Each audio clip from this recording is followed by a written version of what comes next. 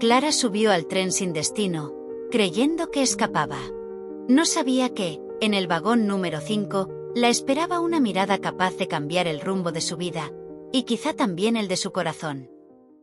Clara sostenía con fuerza los guantes de encaje que ya no le quedaban del todo.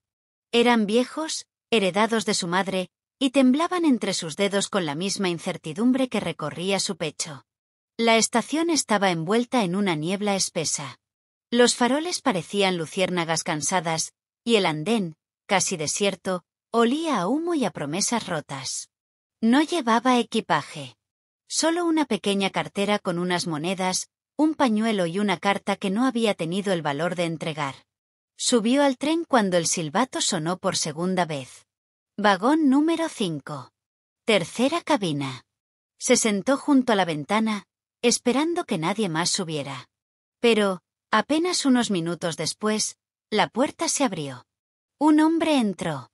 Alto, elegante. Cabello oscuro, bien peinado. Llevaba un abrigo gris largo y un maletín de cuero. No dijo nada.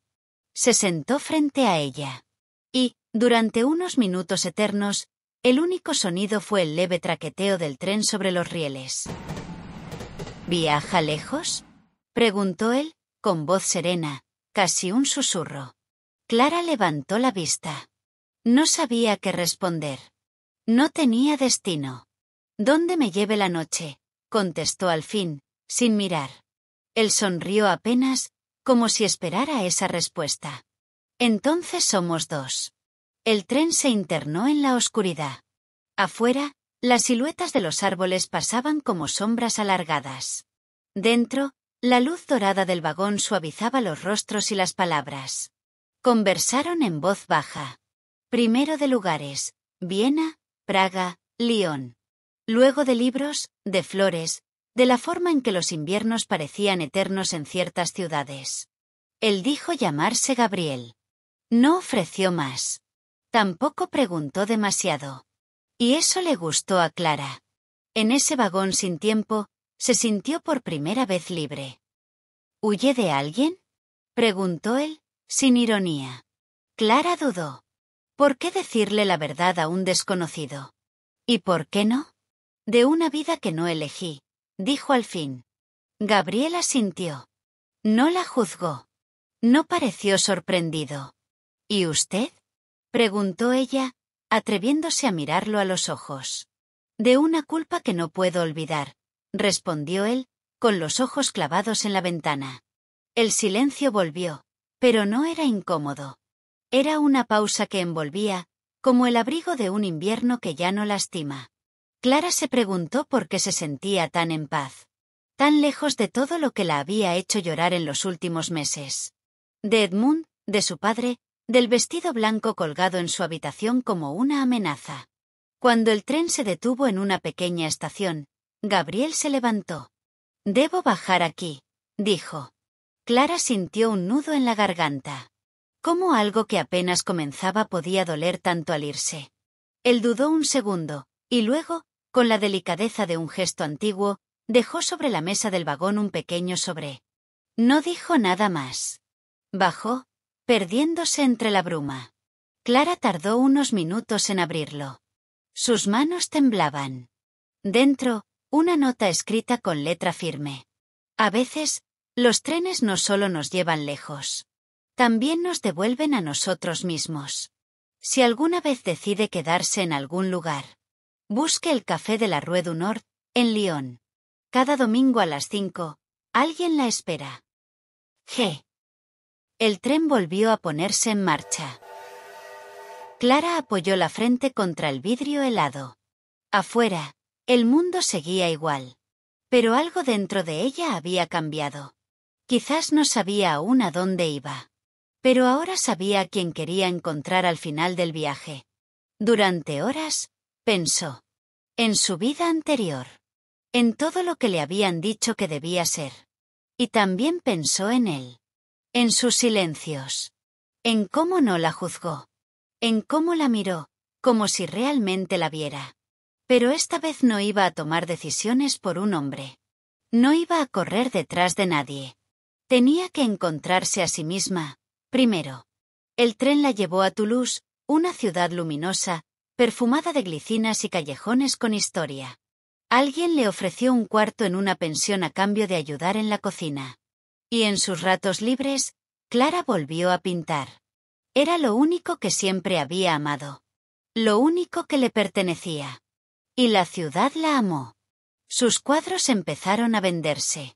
Su nombre empezó a sonar en cafés, en mercados, en ferias pequeñas. En un año, tenía su propio taller. Y aunque nunca habló de Gabriel con nadie, él vivía en sus retratos, en las sombras de los abrigos, en la niebla de los andenes, en los ojos serenos de algunos hombres que nunca existieron. Pero cada vez que veía pasar un tren, el corazón le hacía una pregunta. Ninguno de los dos se había atrevido a moverse. Gabriel pasaba cada tarde de camino al bar por la estación, mirando entre los rostros, esperando verla. Pero nunca lo hizo. Con el tiempo, pensó. Una mujer como ella, encantadora, bella, inteligente. Debe haberse olvidado de aquel extraño del tren. Seguro pensó que fue solo una conversación de cortesía, un momento más en el viaje. Y se marchó. Ella, por su parte, había logrado empezar de nuevo. Dejó atrás una familia que no la comprendía, una vida impuesta. Toulouse la abrazó. Era excelente pintora, y pronto se abrió paso en ese mundo. Una galería, un atelier propio, exposiciones. Pero cada noche, cuando apagaba la luz del estudio, lo recordaba. ¿Y si citaba a todas las mujeres ahí? ¿Si no fui más que un pasatiempo del tren para él? Y no se atrevió a regresar. Pasaron 3 años. 3 inviernos largos. Pero nunca se olvidaron. Gabriel, que había heredado el viejo café de su madre al fallecer, decidió abrir una nueva sucursal en otra ciudad. Eligió Toulouse. Sentía la necesidad de moverse, de reinventarse, de buscar algo, aunque no sabía exactamente qué.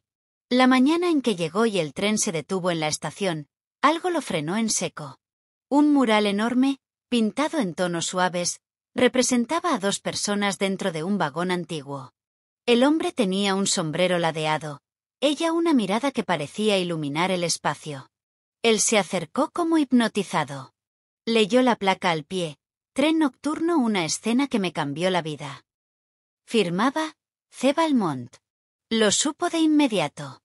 Era ella. Ese instante, ese recuerdo, había sido inmortalizado. No solo él lo había guardado. También ella. Gabriel abrió su café a las pocas semanas, justo frente a una galería de arte. Lo llamó la mujer del tren nocturno. El día de la inauguración, ella entró. Llevaba un vestido azul, sencillo.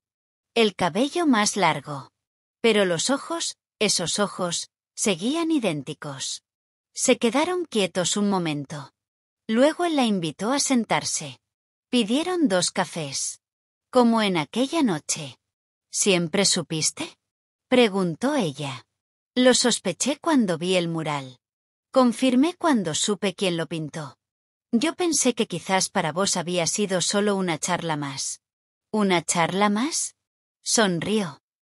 Nunca en mi vida sentí que podía hablar con alguien tantas horas sin cansarme. Fue como si nos conociéramos de siempre. Me marcaste, y no supe cómo alcanzarte. Yo también lo pensé. Que no eras real. Que quizás lo soñé. Pero seguías en mi cabeza cada vez que pintaba. Se miraron. No había prisa. No había urgencias. Solo 2 personas que habían crecido, que se habían buscado sin saberlo. Comenzaron a verse. A caminar por los parques de Toulouse, a conversar sin final. El bar se volvió un punto de encuentro para ambos. Gabriel se instaló en Toulouse definitivamente. Clara expuso sus obras en París, en Lyon, y hasta en una galería de Berlín, pero su corazón siempre volvía al café, donde cada día Gabriel dejaba reservado el asiento frente a él, como un ritual de amor cotidiano. Se casaron en primavera. Hicieron las paces con el pasado, con las ausencias, con las dudas. Y aunque jamás volvieron a subirse a aquel tren, cada tarde, al servirse café, Sabían que aquel viaje seguía en marcha, para siempre. Algunos viajes nunca terminan, solo cambian de estación. Si quieres seguir encontrando historias que laten como esta, suscríbete y quédate. Siempre habrá un asiento reservado para vos en el próximo tren.